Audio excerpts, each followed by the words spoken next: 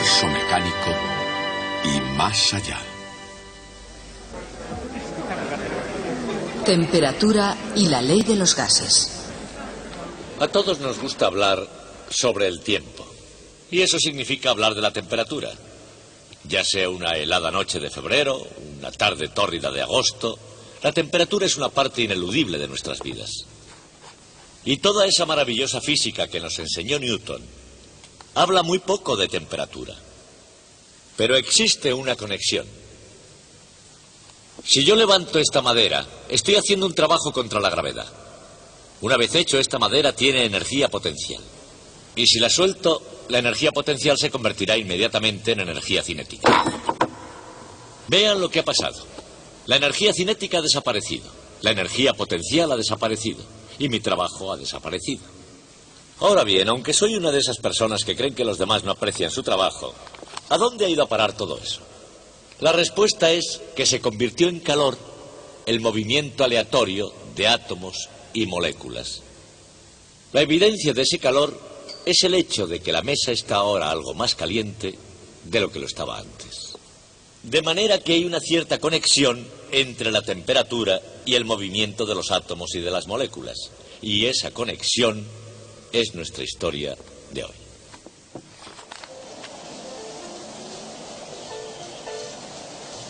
Agosto 1950, en medio de la nada. Hace mucho tiempo, los científicos llegaron a la conclusión de que el calor es el movimiento aleatorio de átomos y moléculas.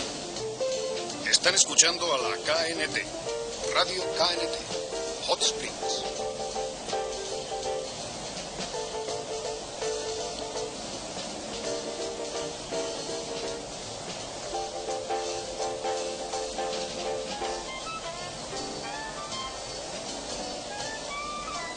Una persona normal no necesita de la ciencia para decir cuándo hace calor o cuándo hace frío. A menos 25 el mercurio ha sobrepasado los 44 grados. ¿Y dónde parará? Nadie lo sabe. Pero volvamos a las suaves melodías que esta tarde les ofrece Packard, el coche de la distinción.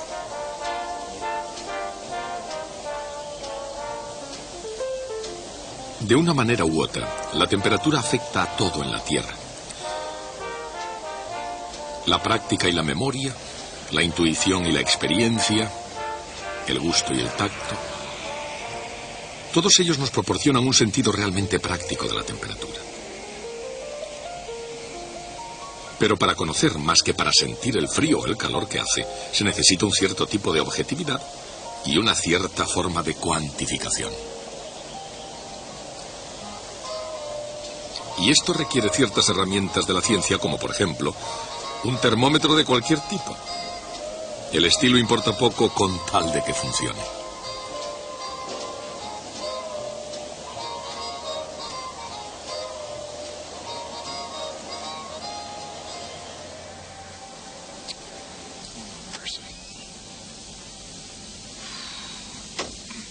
Encontrar un modo preciso de medir la temperatura puede ser un desafío. A veces la temperatura es difícil de controlar. Por un motivo. Como carece de dimensiones físicas, no hay manera de medirla directamente. Mientras que la longitud de un objeto se puede expresar en metros y su masa en kilogramos, la temperatura solo se puede medir en términos de sus efectos y medirla de forma efectiva solo si se cuenta con una escala reconocida.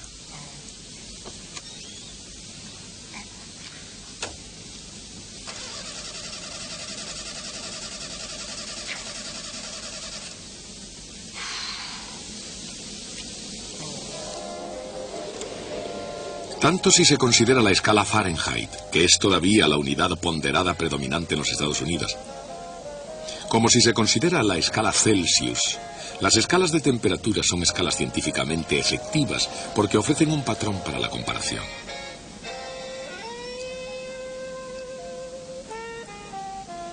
Un punto útil de calibración es el punto de congelación del agua. En la escala Celsius, el agua se congela a 0 grados.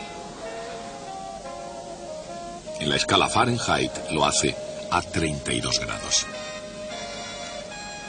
Otro punto fiable de calibración es el de la ebullición del agua. El agua hierve a 212 grados en la escala Fahrenheit y a 100 grados en la escala Celsius. Pero el agua y las personas no son los únicos afectados por la temperatura. Independientemente de cómo se mida, la temperatura también puede afectar a la presión.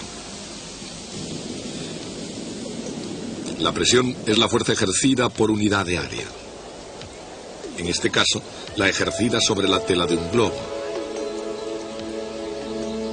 Evidentemente, la presión se ve afectada por el calor. Pero esa no es la única manera de inflar un globo. ¿Cómo infla un globo el gas? O en general, ¿cómo ejerce un gas presión sobre una pared sólida? Cada vez que una molécula de gas choca contra una pared, da a la superficie un pequeño empujón. Por supuesto, la molécula, al rebotar contra la pared, cambia su cantidad de movimiento.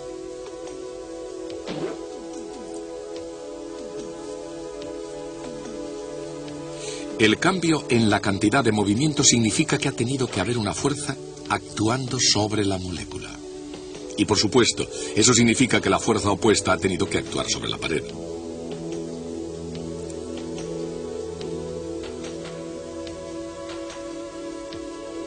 A medida que más y más moléculas golpean la pared, los empujes individuales comienzan a sumarse. Aún en el caso de un gas ordinario como el aire, existe un golpeteo continuo de las moléculas a un ritmo casi inimaginable. Una presión constante y uniforme contra la pared. Este fenómeno se puede ilustrar con un cierto tipo de cálculo de ordenador que los científicos utilizan hoy con frecuencia como ayuda a la investigación. En este caso, el émbolo y cada átomo están programados para obedecer las leyes de Newton y se les pone en libertad.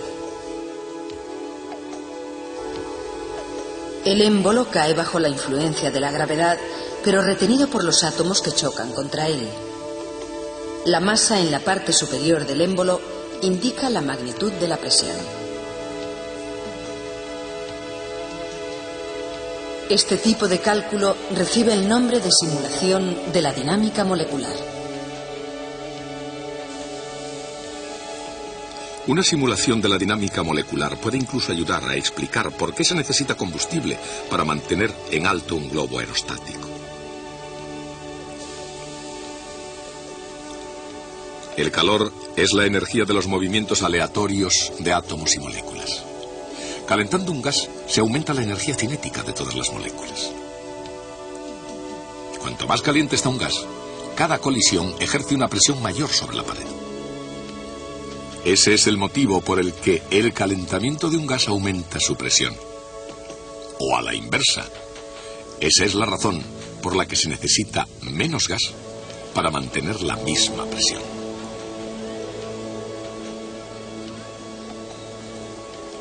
En este caso, debido al calentador, se necesitan menos moléculas de aire para proporcionar el equilibrio de presión desde el interior del globo.